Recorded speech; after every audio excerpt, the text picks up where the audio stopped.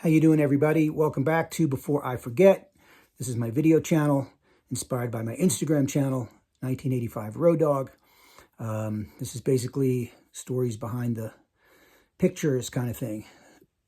People wanted to hear more about the photographs on my Instagram, so I started just telling stories on my YouTube channel here, which most of which are from my book, which is yet to be published. So keep an eye out for that in the future at some time. So people have asked me to talk about, a concert from a fan's point of view. All my stories are usually, well, not all of them, but a lot of them are based on work I did either as a road manager or a DJ or a record company person. So from a fan's perspective, I've seen a lot of shows. My first concert ever was Lynyrd Skynyrd, 1974. I was 13. All I knew about Lynyrd Skynyrd was they had a new song on the radio called Sweet Home Alabama.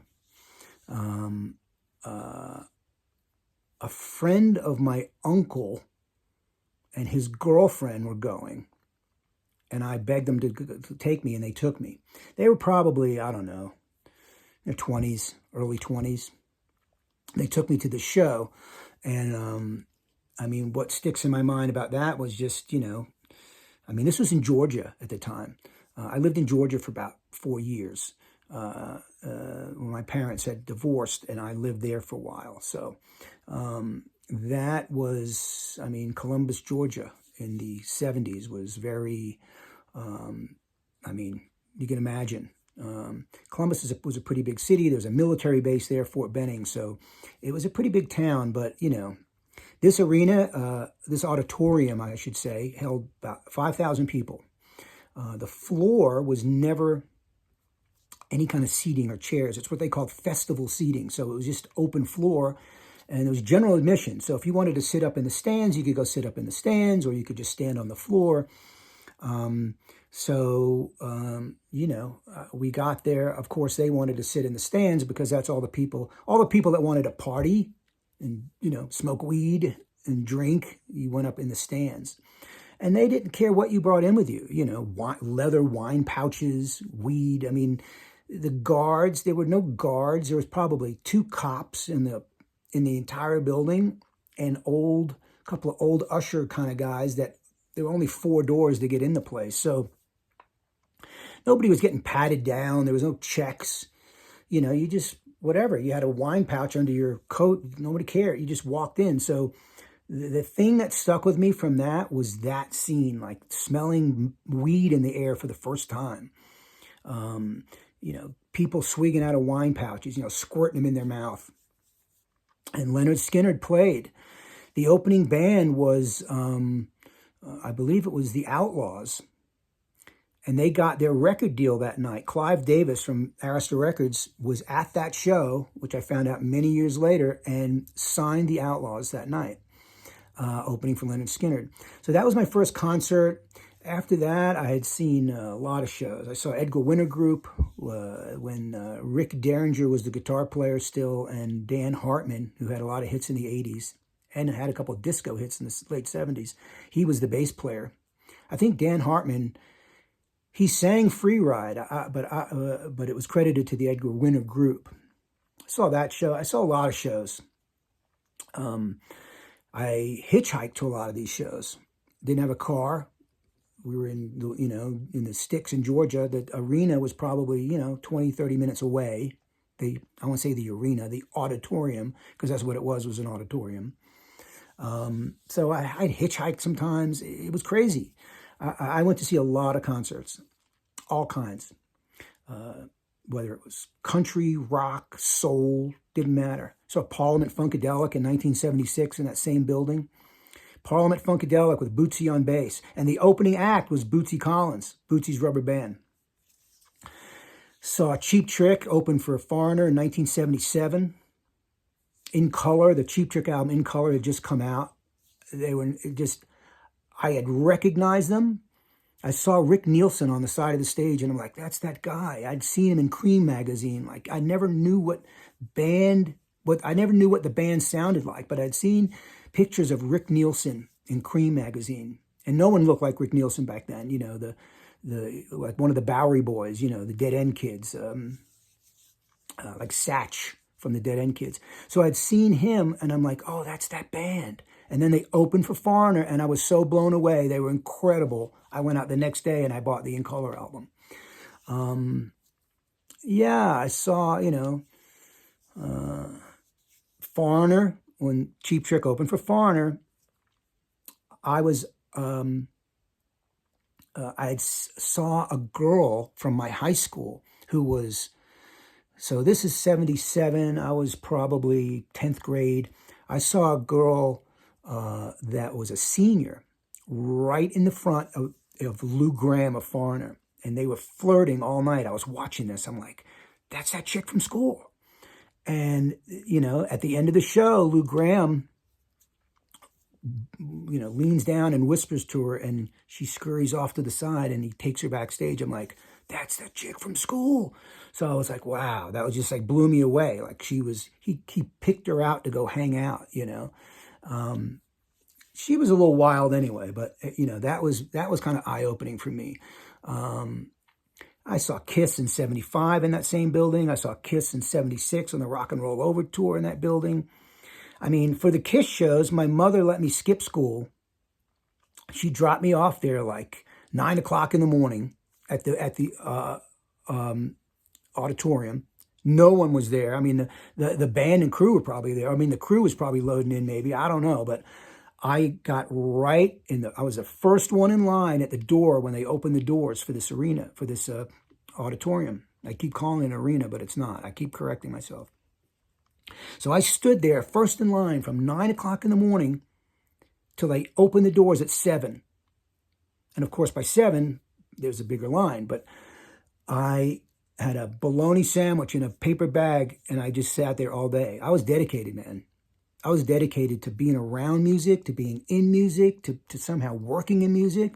I waited there all day, and when they opened the doors, I ran right to the front, and it was right in front of Ace the first time in 75. And in 76, I was right in front of Gene and took pictures. It was just incredible. That changed my life, Kiss, I got to say. You can't look at Kiss today and even fathom the greatness of what they were for those few years. 75, 76, 77. Those 3 years right there, Kiss were incredible. They were like nothing else. And I was fully into Kiss. That changed my life. So that's going on. I saw a lot of shows at that place, man, at that building. One memorable show that always sticks out is I got really into punk. I bought the first Ramones album when it came out. I was into the Pistols. I was into the Clash. I was really into the punk scene. So I had heard that the Sex Pistols were coming to play their first American tour, and the first show of the tour would be in Atlanta, Georgia. And I'm like, I got to go to that. Now, I probably lived a good, hour and a half, maybe 2 hours from Atlanta. I had no idea how I was going to get there. I had no car. I had a job at Camelot Records, which was a big chain in the mall. I worked at a big record store, chain store in the mall called Camelot. I had no car. I used to have to hitchhike to work, or my mom would drop me off sometimes, or I'd beg people to drive me. I had no way to get around, but I always begged people to take me places. Like I said, I was dedicated. I was driven. So I hear the Pistols are coming. I got to go. No one in Georgia even knew who the Sex Pistols were. No one cared. And if they did know or had heard them, they were like, this is the worst shit I ever heard in my life. You have no idea how different the Sex Pistols were in January of 78, purposely playing the Deep South to create chaos and press. So the first show's in Atlanta. So there's a girl in school that liked me, and I was telling her this story, and she's like, oh, my brother likes to go to concerts. She had an older brother that had a car. She's like, my brother likes to go to concerts. Maybe he'll go. And anyway, he didn't know who the Sex Pistols were or care. But he agreed to go. I said, we didn't have tickets or anything. He agreed to go. So,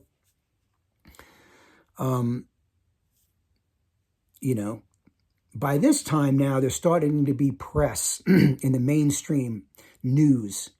You'd watch the 5 o'clock news on ABC or NBC or whatever, and there was stories about the disgusting Sex Pistols from England are now coming to America, and they're going to be in Atlanta, and there's a lot of press starting to build. So it was a huge news item playing on the fact that they're disgusting, they have safety pins in their ear or their cheek, and their crazy hair and crazy clothes, not looking like normal musicians would in America in 1978. So people were starting to hear about it. So it became a very hot thing. So anyway, we drive up to Atlanta. Me and the girl that liked me, her brother, who didn't even know me. I don't know why he agreed to take me. He liked music, so I think he secretly wanted to check it out, but didn't want to admit it because people would call him nuts. So we go to the show. We get to the show, and it's just chaos. There's news trucks, media everywhere. It's at a place called the Great Southeastern Music Hall, which is like in a little shopping center. I go to the box, I go up to the ticket window, and it says sold out. And I mean, you never had this problem going to a show. And back home in Columbus, you didn't have that, You just went up and bought a ticket. It was never sold out. This said sold out.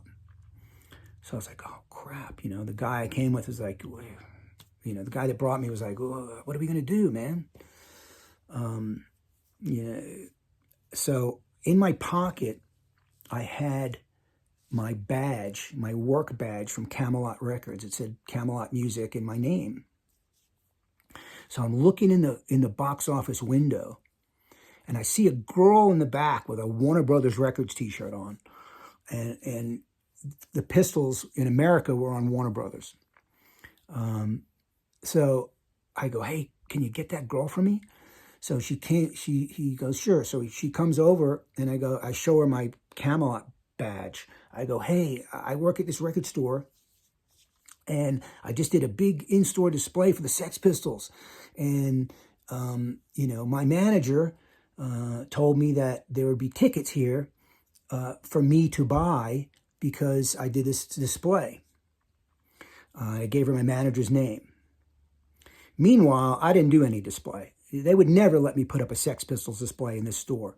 It was all, Billy Joel and ELO and Barbra Streisand, and that's what the displays and the posters and all the stuff that you would, promote your record with, that's what was in that store. They would never put up a Sex Pistols poster or display in their store.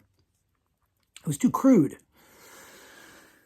So she started talking, oh, that's great. You did a display. That's amazing. Thanks so much. We really appreciate it. And she just goes, there's no more tickets to buy, but here. And she gives me 2 tickets, and it said press on it, like a stamp on there or something. It was like press pass. And I'm like, whoa. So I thanked her so much. I show my new friend that drove me up there. We got tickets. He was in shock. The parking lot's filled with people blasting music, punk, Sex Pistols, Ramones. The guy I drove up with, all he listened to the whole way was Black Sabbath 8 tracks. So I had Black Sabbath for 2 hours in the car. Anyway, so we get into the show, and, it's chaos in there. People did not really care so much about the band and the music. They came because it was an event, and they knew and had heard how crazy it was, and they just wanted to be a part of it and to see it, like look at the freak show on stage. And that's what it was. It was, people were throwing stuff. It was pretty crazy. The band played. To me, it seemed like a short set. I don't really know how long it was, but it seemed very short. And I remember the lights on the stage were not like colored lights blinking like a normal concert. They were just white, and they were just on steady. It was just very striking and shocking. So I saw the very first Pistols show in America in January '78 in Atlanta, Georgia. And, It went on from there. Shortly after that, I moved back to New York, became a DJ right away, and which led me down the road of music in the music business.